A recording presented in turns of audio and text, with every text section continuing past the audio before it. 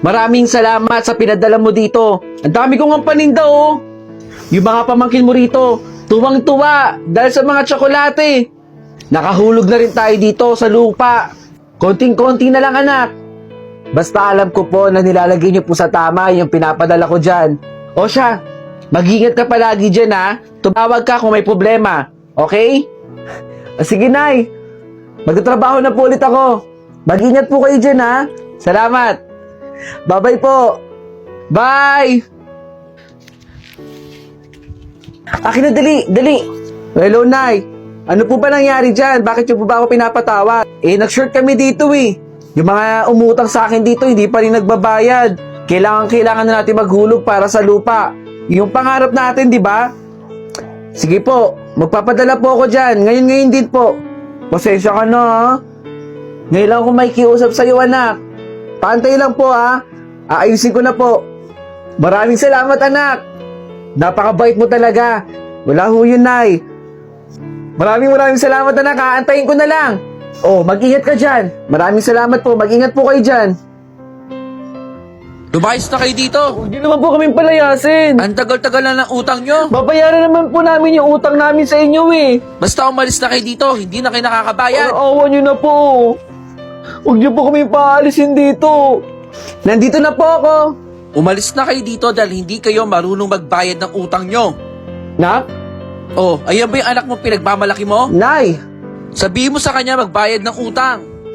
ano po nangyari? Bakit po kayo pinapalayas dito? Pasensya na anak. Nabound kasi ako sa utang eh. Mukhang hindi pa alam ng anak mo kung ano mga pinaggagawa mo dito eh. Pasensya na anak. Bakit di mo sabihin sa kanya kung anong ginagawa mo rito? Tara na. Kailangan ko pa magpanggap dito na may paninda talaga ako dito kahit wala naman. Tara na. Huwag niyo tindin yung anak ko. Magsugal na tayo. Oo. Gusto niyo yon? Magsusugal tayo. Tara na. Ayan ha. Narinig mo sa anak ko na magpapadala siya. Ibibigay ko sa iyo yun. Siguro di mo papalago mo sa sinasabi mong investment ha. At hindi mo ko i-iskamin. Mayayari ako sa anak ko.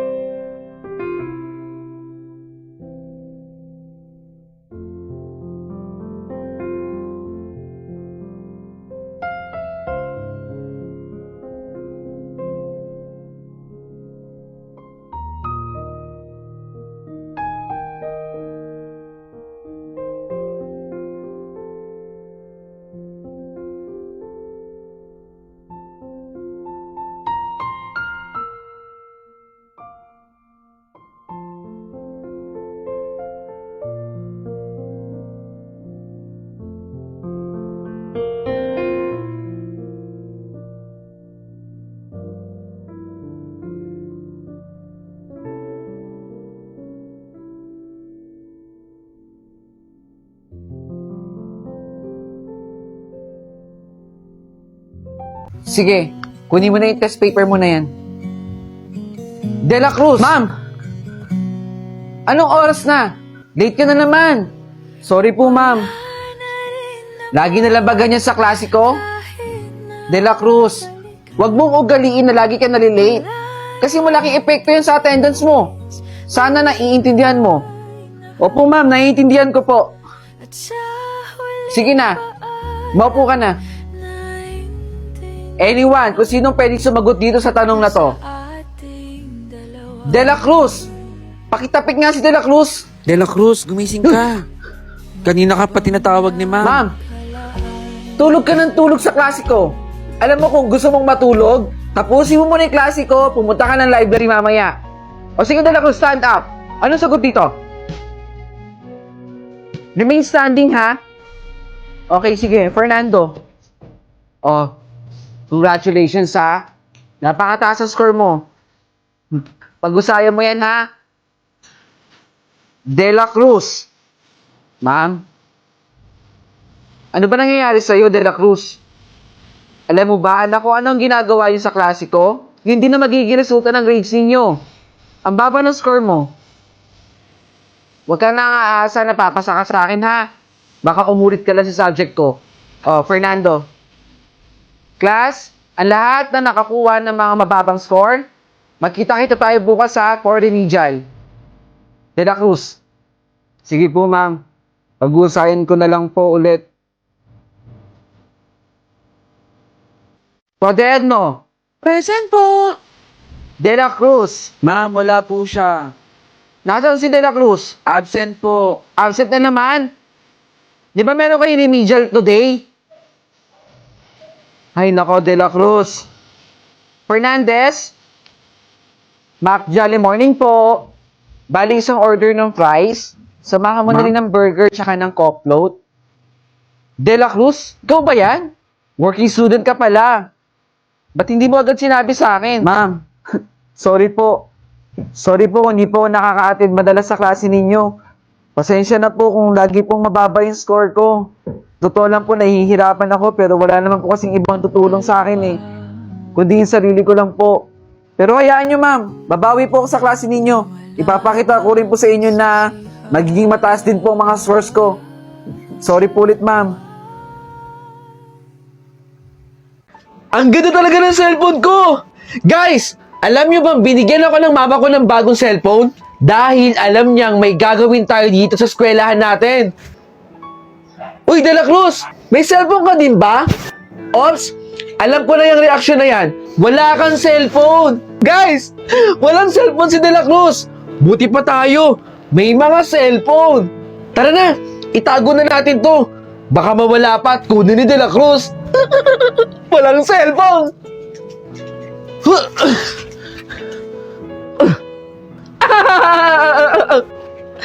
De La Cruz! Kuwang-kuwa dito sa video ko yung pagkadapa mo! Kawawa ka naman, De La Cruz! Sabi ko naman kasi sa iyo, kumain ka ng marami araw-araw. Di Guzman, pwede bang tigilan niyo na ako? Kaso lang, may video mo na ako. Wala naman akong ginagawang masama sa inyo ah. Kawawa naman si De La Cruz. Tara na! Good afternoon, class. Good afternoon, ma'am. Ma'am, teka po. Meron po tayong assignment. Meron po kayong pinapagawa sa amin sa bahay, di ba? Gamit ang cellphone? Oo, tama. Meron pala ako pinapagawa sa inyo. Nagawa niyo ba lahat, class? Ay, ito ma'am. Pakinggan po ninyo. Sige, pangunahan mo, Di Guzman. Teka, nasaan yung cellphone ko? Bakit nawawala? Ma'am, nawawala po yung cellphone ko. De La Cruz, umamin ka na. Nasa yung cellphone ko, no? Ma'am, magkapkapan po tayo dito. Sigurado po kung na kay De La Cruz yung cellphone ko. Dahil lagi po siya nakatingin sa hawak ng cellphone. Hindi ako magnanakaw, De Guzman. Kahit kapkapan niyo pa yung bag ko. Teka, De La Cruz. Bakit nasa yung cellphone ni Di Guzman? Paano po napunta yung cellphone dyan ni Di Guzman? O, di ba, ma'am? Na kay De La Cruz po yung cellphone ko. Magdanakaw ka. Ganito yung pinapagawa ni ma'am eh. I-click lang ang link na nasa bio ko at makakarating ka na sa Is Us Vocal Remover. Kunin ang link sa YouTube at press start. At tsaran, remove na ang vocal. Pwede mo pa i-download. Perfect siya para sa karaoke na gusto mo. Ano pa inaantay mo? Subukan mo na rin. Okay, tapos na ako. Teka, Bagyo de la Cruz to ah.